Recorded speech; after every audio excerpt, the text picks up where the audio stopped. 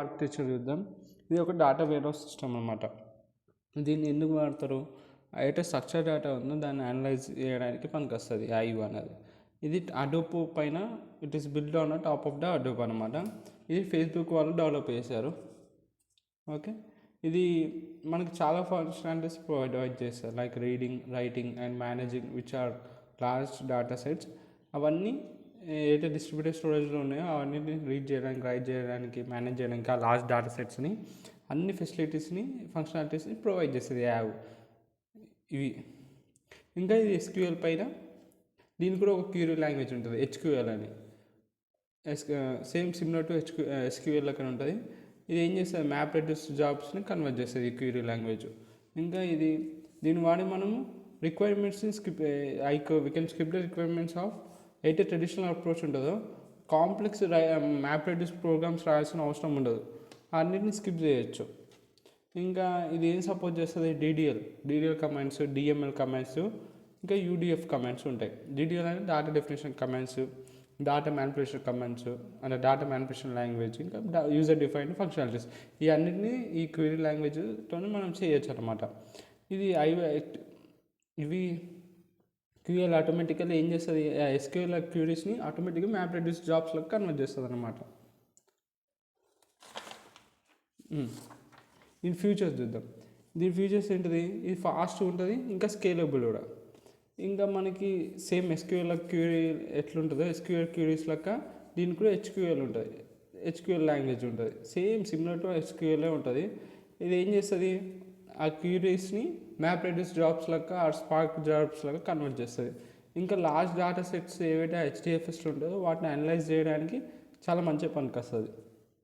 Different storage టైప్స్ని support చేస్తుంది, such as plain text కానీ, హెచ్బేస్ని కానీ.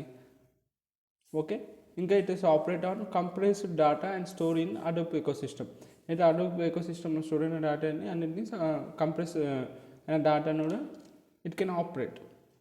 ఇంకా యూజర్ డిఫైన్ ఫంక్షన్స్ని సపోర్ట్ చేస్తుంది, ఇట్ కెన్ ప్రొవైడ్స్ ఫంక్షనాలిటీస్. దీని లిమిటేషన్ వచ్చేసరికి కానీ రియల్ టైం డేటాని అంత మంచి ఎఫిషియెంట్గా హ్యాండిల్ చేయలేదు, not capable for handling that real time data. And ఇంకా ఆన్లైన్ ట్రాన్సాక్షన్ ప్రాసెసింగ్ కూడా డిజైన్ చేయలేదు దీన్ని. So it cannot handle that also, it cannot do that also. ఇంకా క్యూరీస్ కంటెంట్ చాలా హై లేటెన్సీ ఉంటుంది ఆ క్యూరీస్కి. ఇప్పుడు ఆర్కిటెక్చర్ చూద్దాం. ఇది దాని యొక్క ఆర్కిటెక్చర్. ఫస్ట్ టాప్ లేయర్, ఇది టాప్ లేయర్, ఇది మిడిల్ లేయరు, కింది బాటమ్ లేయర్. ఓకే, టాప్ లేయర్లో 3 ఉంటాయి, డ్రిఫ్ట్ సర్వరు, జేడీబీసీ డ్రైవర్స్, ఇంకా ఓడీబీసీ డ్రైవర్స్. ఏం చేస్తాయంటే ఇది ఒక ఇంటర్ఫేస్లోకి పనిచేస్తాయి. ఈ టాప్ లేయర్ ఐవ్ సిస్టమ్, ఈ సిస్టమ్ నుంచి ఐవ్ సిస్టమ్ నుంచి కనెక్ట్ కావాలంటే ఇవి ఒక ఇంటర్ఫేస్లోకి పనిచేస్తాయి. ఫస్ట్ డ్రిఫ్ట్ సర్వర్ ఎవరు వాడుతూ చూద్దాం. ఇది ఐవ్ని కనెక్ట్ చేయడానికి పనికొస్తుంది with other programming languages like Java, Python using APS వాడి కనెక్ట్ చేయొచ్చు అనమాట వేరే ప్రోగ్రామింగ్ లాంగ్వేజెస్. లైక్ ఇప్పుడు ఒక వెబ్ యాప్ కనెక్ట్ అవుతుంది ఐవ్తో యూజింగ్ డ్రిఫ్ట్. ఇంకా జేడీబీసీ స్పెసిఫిక్గా జావా అనమాట, జావా డేటాబేస్ కనెక్టివిటీ. ఇదేం చేస్తుంది, Java applications to connect allows Java applications to connect with app and run SQL queries. So mostly used by the developers in Java based apps. So Java based apps ni direct JDBC drivers తో connect చేసుకోవచ్చు Hive సిస్టమ్ని. ఇంకా ODBC ఉంటుంది, open database connectivity. ఈ tools వాడతారు like Excel కానీ, BI tools కానీ. ఈ ఐవి డేటాని ఫెచ్ చేయడానికి ఇలాంటి టూల్స్ వాడుతుంది. Like example power BI, Tableau, ఇవన్నీ కనెక్ట్ యూజింగ్ అవన్నీ ఎట్లా కనెక్ట్ అవుతాయి, ఓడీబీసీ డ్రైవర్తోనే కనెక్ట్ అవుతాయి. నెక్స్ట్ మిడిల్ లెవెల్ నుంచి మాట్లాడుకుంటే ఇది ఆర్ట్ అనమాట, ఇదే ఆర్ట్ ఐవికి. మేనేజింగ్ కానీ, ఎగ్జిక్యూషన్, కమ్యూనికేషన్ ఇవన్నీ ఇక్కడే జరుగుతాయి. ఫస్ట్ ఐవ్ వెబ్ యూఐ చూద్దాం. ఇది ఒక గ్రాఫికల్ యూజర్ ఇంటర్ఫేస్. ఇక్కడ మనము క్యూరీస్ని రాస్తాం. ఇది మనము no use much in production but good for beginners. Production పెద్ద వాడడం కానీ దీన్ని వెబ్ యూఐని, కానీ బిగినర్స్కి చాలా బాగుంటుంది. నెక్స్ట్ వచ్చేసరికి ఐవ్ సర్వర్. ఇది ఏం చేస్తుంది, ఇక్కడ నుంచి వస్తున్నాయి కదా యూజర్ ఇంటర్ఫేస్ కదా ఇది, ఈ 3 డ్రిఫ్ట్ సర్వర్, జేడీబీసీ, ఓడీబీసీ. సో అక్కడ నుంచి రిక్వెస్ట్లు వస్తాయి. ఆ రిక్వెస్ట్లన్నిటిని హ్యాండిల్ చేస్తుంది మల్టిపుల్ రిక్వెస్ట్. ఈ 3 నుంచి వచ్చే రిక్వెస్ట్ని హ్యాండిల్ చేసేది ఐవ్ సర్వర్. ఇది ఒక మెయిన్ కంట్రోలర్గా పనిచేస్తుంది. టు కోఆర్డినేట్ ఎవ్రీథింగ్, అన్నిటిని కోఆర్డినేట్ చేయడానికి ఇది ఒక కంట్రోలర్గా పనిచేస్తుంది. Next CLI, command line interface. ఇది ఒక టర్మినల్ అనమాట. వేరే మనం క్యూరీస్ అన్ని HQL అని చెప్పినాం కదా, HQL క్యూరీస్ అన్ని కమాండ్ లైన్ ఇంటర్ఫేస్ ఈ CLIలోనే రాస్తాం. ఇది మనం మోస్ట్లీ ప్రాక్టికల్ ల్యాబ్స్లో కానీ అడోబ్ కస్టమ్స్లో యూజ్ చేస్తాం. ఇక ఐవ్ డ్రైవర్, ఇవి ఇక్కడ నుంచి 3 కలిసి ఐవ్ డ్రైవర్ వచ్చింది. ఇది ఒక కోర్ కాంపోనెంట్స్ దట్ ప్రాసెస్ ఇక్కడ నుంచి రాసిన క్యూరీస్ అన్నీ ఇక్కడనే ప్రాసెస్ అవుతాయి. సో దీని రెస్పాన్సిబిలిటీస్ ఏంటి?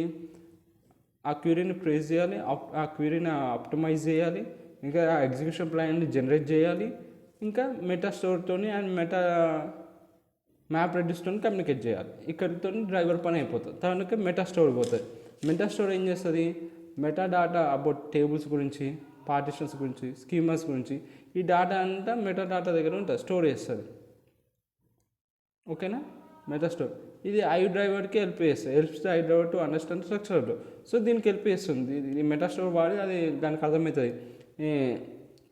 స్ట్రక్చర్ ఆఫ్ డేటా అనేది అర్థమవుతుంది. దానికి స్ట్రక్చర్ ఆఫ్ డేటా అర్థం చేసుకోవడానికి మెటా స్టోర్ అనేది పనికి వస్తుంది ఐవ్ డ్రైవర్కి. ఇది store in RDBMS like MySQL. ఎట్లా RDBMS ఉంటుందో MySQL ఇది అట్లా పనికి వస్తుంది అన్నమాట. అట్లా ఉంటుంది అన్నమాట మెటా స్టోర్ అనేది. ఇప్పుడు టేబుల్ నేము, కాలమ్ నేము, డేటా టైప్స్, పార్టిషన్ ఇవన్నీ మెటా స్టోర్లు ఉంటాయి.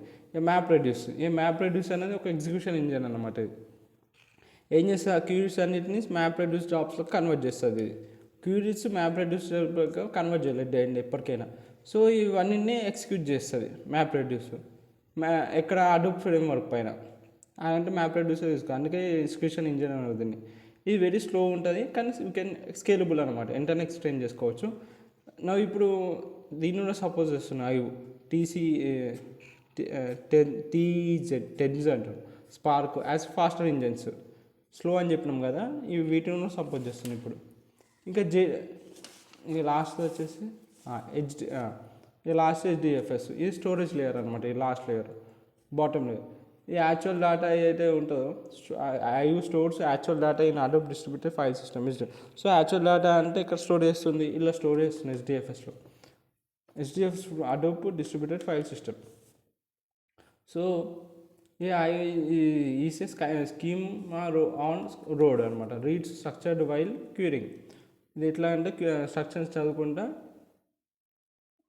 క్యూరింగ్ చేస్తుంది అట్లా అనమాట.